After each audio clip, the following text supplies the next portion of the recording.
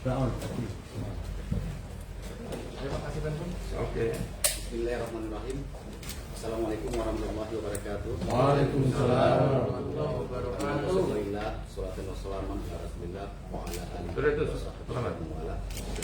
Selamat siang rekan media, baik cetak maupun media elektronik. Mohon maaf nih, dalam menunggu lama.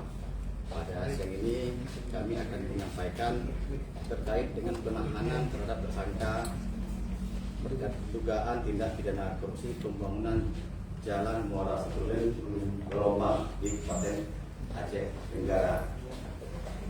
Pada siang ini telah dilakukan Bapak Kajati Aceh, Bapak Asisten Tindak Pidana Khusus, Bapak PLH Asintel, serta Bapak Kabak Ibu. Seperti biasanya, nanti Bapak Kajati akan menyampaikan beberapa poin terkait penahanan terhadap tersangka dalam dugaan tindak pidana korupsi pembangunan Jalan Gelombang Muara Situlen di Kabupaten Aceh Tenggara. Berikutnya nanti akan adanya sesi pertanyaan untuk kepada rekan dan kita batasi 3 pertanyaan serta kita fokuskan pertanyaan terhadap penahanan tersebut. Untuk menyingkat waktu, kita persilakan Bapak Kajati Aceh untuk memberikan beberapa poin terkait penahanan yang dimaksud. Mohon Bapak, silakan. Terima kasih. Assalamualaikum warahmatullahi wabarakatuh.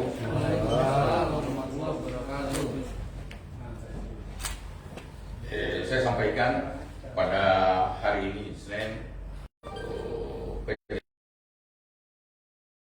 siaran pers berkaitan dengan penanganan perkara korupsi pada kegiatan peningkatan jalan Muara Situlen Gelombang CS Aceh Tenggara tahun anggaran 2018. Perlu saya sampaikan yang dampingi saya sebelah kanan saya Pak Aspisus, Kabar TU, ya ada pengacaranya, penasihat hukumnya, kemudian ada 2 orang ya.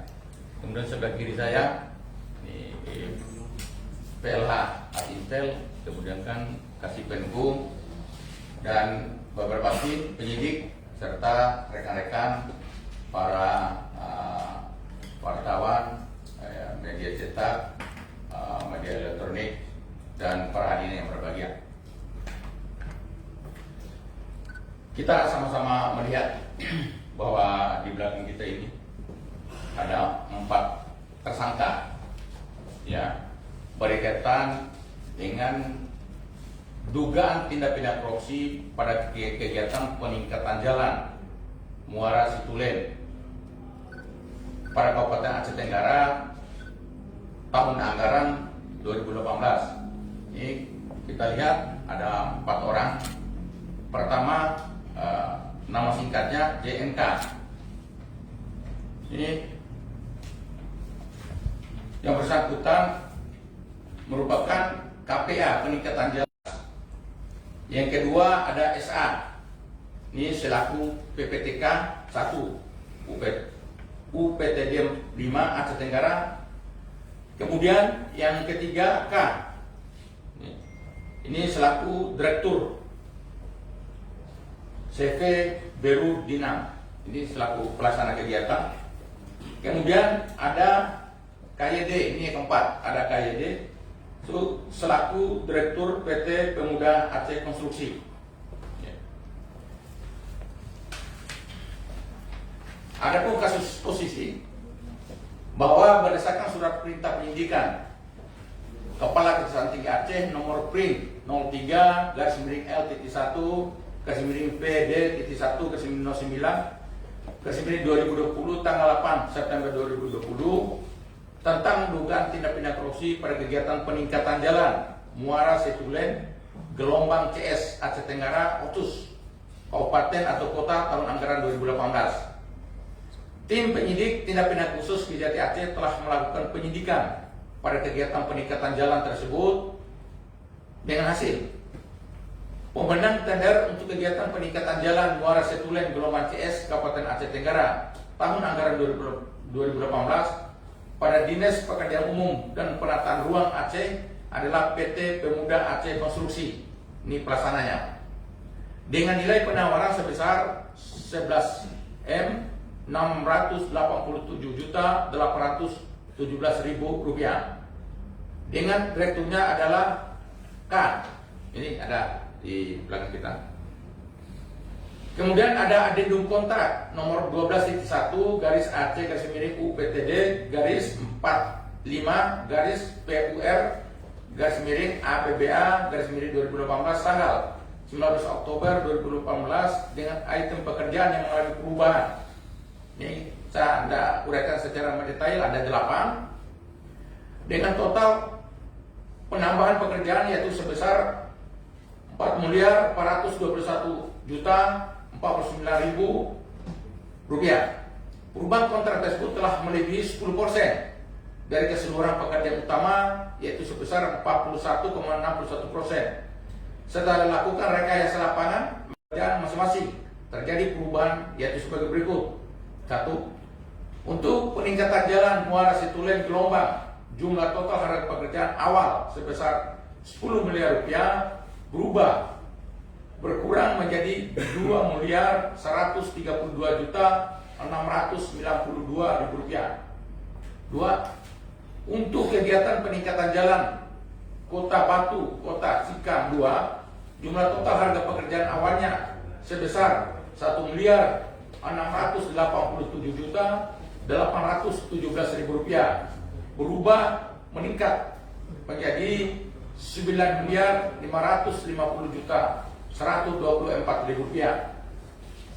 Bahwa terhadap surat perjanjian kontrak nomor 12 garis AC garis miring UPTD garis 5 garis miring PUPR garis miring APBA garis miring 2018 tanggal 16 Agustus 2018 kegiatan peningkatan jalan Muara Setulen Gelombang CS Aceh Tenggara tahun anggaran 2018 terjadi 3 kali perubahan adendum. Saya ulangi, 3 kali perubahan atau adendum dan telah selesai dilaksanakan dan diserah terimakan serta dilakukan pembayaran sebanyak 3 kali, yaitu pencairan uang muka sebesar 2.337.562.400 rupiah, tepatnya pada tanggal 5 September 2018. Yang kedua, sebagai termin pertama sebanyak 5.120.140.432.000 pada tanggal 28 November 2018. 3. Termin akhir sebesar 4.213.168 rupiah, tepatnya pada tanggal 26 Desember 2018. Bahwa berdasarkan hasil pemeriksaan ahli teknis ditemukan jumlah total harga berdasarkan hasil perhitungan volume terpasang serta mutu yang sesuai persyaratan kontrak dan spesifikasi umum Bina Marga sebesar 6.383.328.220 rupiah dari nilai kontrak sebesar 11.687.817.000 rupiah. Untuk saat ini perhitungan kerugian negara masih dalam perhitungan dari auditor BPKP Perwakilan Aceh. Bahwa terhadap 4 tersangka di belakang kita ini dilakukan penahanan di rutan Kaju kelas 2 selama 20 hari sejak hari ini, yaitu Senin tanggal 15 Maret 2021 sampai dengan 3 April 2021. Perbuatan para tersangka tersebut sebagaimana diatur dan diancam pidana dalam ketentuan primer pasal 2 ayat 1 junto pasal 18 Undang-Undang Nomor 31 Tahun 1999 sebagaimana telah diubah dengan Undang-Undang Nomor 20 Tahun 2001 tentang pemberantasan tindak pidana korupsi junto pasal 55 ayat 1 ke 1 KUH pidana. Subsidiar pasal 3 junto pasal 18 Undang-Undang Nomor 31 Tahun 1999 sebagaimana telah diubah di Undang-Undang Nomor 20 Tahun 2001 tentang pemberantasan tindak pidana korupsi junto pasal 55 ayat 1 ke 1 KUHP pidana. Demikian Banda Aceh 15 Maret 2021, saya selaku Kepala Kesantik Aceh. Demikian, dan saya ucapkan terima kasih kepada rekan-rekan para media yang selama ini telah membantu kerja Santik Aceh, dan mudah-mudahan kerjasama kita jangan berakhir sampai di sini, tapi kita terus membina hubungan, terus membantu kerjasama dalam mengungkapkan berbagai kasus. Mungkin demikian. Terima kasih penasihat hukum. Demikian. Wabillahi taufiq wal hidayah. Wassalamualaikum warahmatullahi wabarakatuh. Waalaikumsalam. Terima kasih Bapak Kajati. Selanjutnya ini sesi yang paling ditunggu oleh rekan kita di media. Kita akan berikan kesempatan untuk 3 penanya. Nah, kembali kita ingatkan, kita fokuskan pertanyaannya ke masalah penanganan, tidak melebar keamanan. Oke, untuk penanya pertama dari mana? Apa nama dari berita ini? Silakan. Makasih banyak nih. Assalamualaikum warahmatullahi wabarakatuh.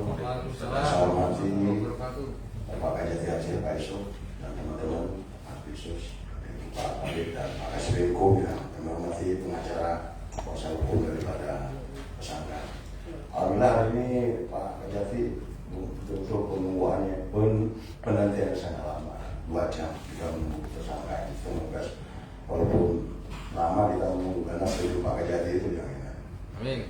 Makasih Pak. Ini pertanyaan, kalau nggak salah dulu ini tersangkanya ada 5 orang.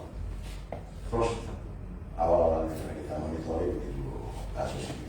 Nah, kalau dari hasil penyidikan lapangan di para teman-teman penyidik, nah gimana kondisi lapangan pekerjaan itu? Gimana, apakah fungsi atau gimana? Sehingga akhirnya kita berjuang menetapkan tersangka. Saya pikir untuk pertanyaan dari berita ini dulu di situ dulu. Terima kasih Pak Kajati, Pak Kasbinko. Assalamualaikum warahmatullahi wabarakatuh. Sekaligus, tidak apa-apa ya? Sekaligus ya? Boleh Pak. Untuk yang pertanyaan kedua, ada? Untuk ada pertanyaan? Mereka yang lain? Tidak ada, cuma satu. Yang pertanyaan, Bapak Tommy dari AJNN. Oke, silakan. Mungkin dari 4 ini ada nggak calon tersangka lainnya? Coba Pak. Mungkin satu lagi Pak. Sebutkan Dari iNews TV, Inus TV. Yunus TV ya? Inus TV. para tersangka ini ditahan apa karena apa ada upaya untuk melarikan diri atau seperti apa Pak? Itu saja Pak. Terima kasih.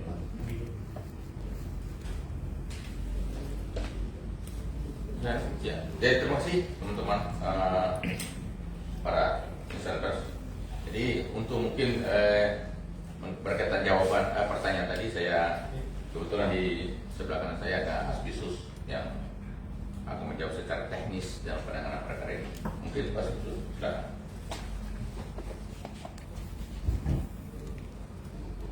Terima kasih Bapak Jadi, izin Bapak. Baik teman-teman, terima kasih atas 3 pertanyaan yang sudah diajukan kepada kami. Yang pertama dari saudara saya, abang saya, Pak Ahmad Putra, terkait tersangkanya 5, ya. Sekarang hanya 1, waktu kurang 1. Kami sampaikan di sini bahwa betul awalnya ada 5 tersangka calon. Berjalannya penyidikan, 1 calon tersangka meninggal dunia. Nah, gitu ya. Nah, dengan alasan hukum kalau udah meninggal gugur penuntutannya. Ya Pak Arman Putra meninggal dunia. Kemudian untuk kemungkinan tersangka baru, kami sampaikan di sini tidak menutup kemungkinan ada tersangka baru.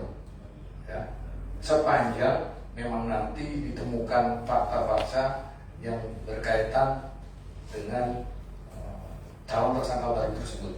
Jadi kami tidak membatasi sama selesai sampai 5 atau 4 tersangka yang kami lakukan penahanan saat ini. Perintah kepada kami dari Pak Kajati jelas, siapapun yang terlibat dalam penyalahgunaan dugaan korupsi pekerjaan peningkatan jalan Muara Situ dan Gelombang di Kabupaten Aceh Tenggara, akan kami kejar sampai manapun sepanjang terpenuhi 2 alat bukti. Nah, itu ya, intinya begitu. Jadi sebagaimana disampaikan Pak Kajati tadi, kami juga mohon kepada teman-teman insan pers, baik yang ada di Banda Aceh maupun di tempat yang lain di Aceh Tenggara, seandainya ada informasi silakan sampaikan kepada saluran-saluran yang ada di kami di Kejaksaan Tinggi. Nah, saya kira itu. Kemudian yang terakhir mengenai alasan penahanan, dapat kami sampaikan di sini sebagaimana pasal 21 ayat 1 KUHP, memang betul itu ada alasan subjektif dan objektif. Kalau alasan subjektifnya itu terletak pada tim penyidik, Pak Kajati dan saya tidak bisa mengintervensi tersebut. Nah, jadi ini sepenuhnya ada di tim penyidik yang langsung di bawah kendali Pak Kasih Penyidikan, Saudara Munandar SMH. Nah, hanya kepada kami selaku Aspisus dan Pak Kajati selaku pengendali langsung perkara Pitsus menyetujui pendapat dari tim tersebut. Nah, tentunya alasan objektifnya ya sebagaimana dalam pasal 21 ayat 1 KUHP tersebut, ya sebagaimana tadi oleh Mas dari Batal disebutkan, ya tidak melarikan diri, menghilangkan barang bukti dan mengulangi perbuatannya lagi. Nah, dan menjadi catatan bersama bahwa keempat yang hadir di sini sebagian besar bertempat tinggal di Aceh Tenggara. Jadi intinya ini untuk mempercepat kami dalam menyelesaikan penuntasan perkara tersebut. Nah, saya kira itu. Terima kasih Pak Kajati, kami kembalikan ke Pak Kajati dan Pak Kasben.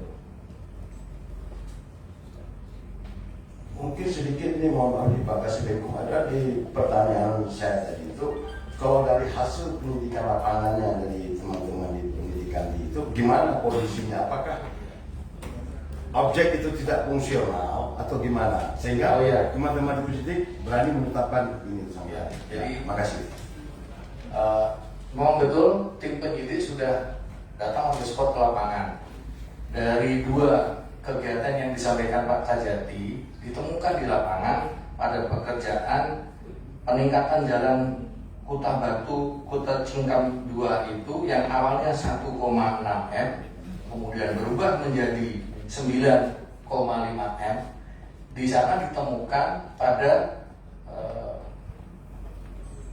kanan kiri bahu jalannya itu cor-corannya sangat tidak, katakanlah sudah tidak bilang tidak sesuai kontraknya. Nah, temuannya banyak, ada 8 item tadi yang disampaikan Pak Kajati.